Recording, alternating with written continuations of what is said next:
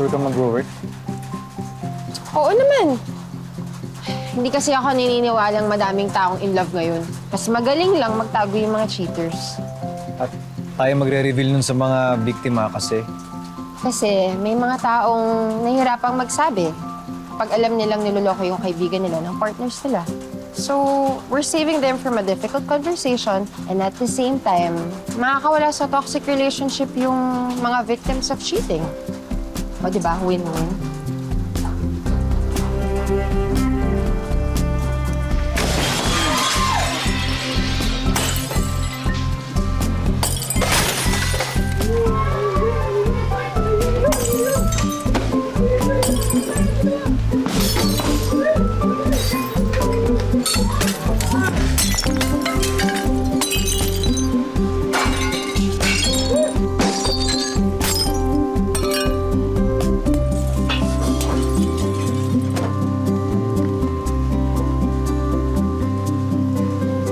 congrats! Nag-work yung plano mo. At sorry, nagduda ako nung una. Mas marami pang tao ngayon kaysa nung grand opening namin. Siyempre, dahil sa'yo yun. Wala yun. Nakita mo ba yung Hagulgul Hall? May pila! Grabe, hanggang labas halos may pila na. Oo nga. Pero buti, hindi ka sumisingit. Wala eh, busy eh. Wow, nakakatuwa namang makita kang ganyan. Na ano? Busy-busyhan? No. Moving on.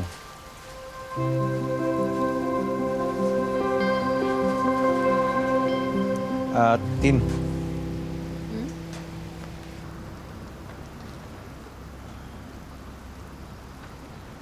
Para saan to? As thank you sa pag-save ng cafe. 2 weeks straight, consistent, lagi tayong sold out.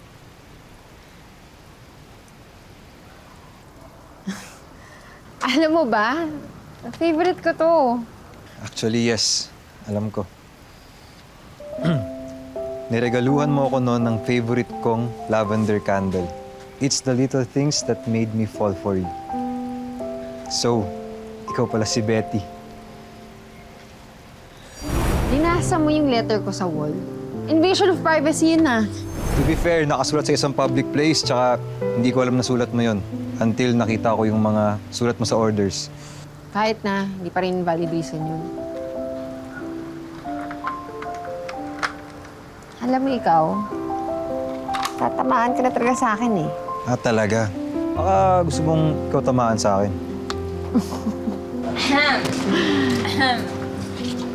Tintin! Nandito na ang napakaganda mong sundo. Uy, reserve mo na yung Saturday, ah. Bakit? Ano meron? Ano ka ba? Hindi magdo-double day tayo nila Epon. Hoy, ano ba? Kung nakakahiya ka, nandyan lang siya oh. Free ako ng Sabado. Ay, ang lakas na naman ng ulan!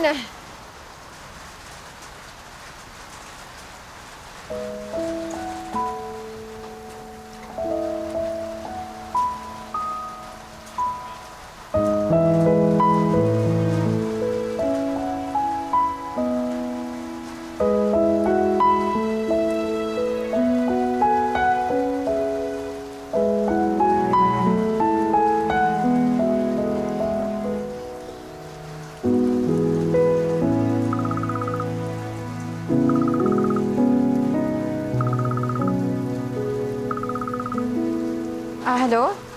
Heartbreak Hotline? Anong ipaglilingkod ko?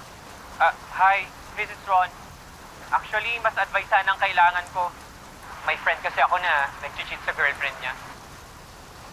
Mag-send ka na lang ng proof. Pati yung contact ng girl. Kami na bahala. No, sobrang nice kasi niya.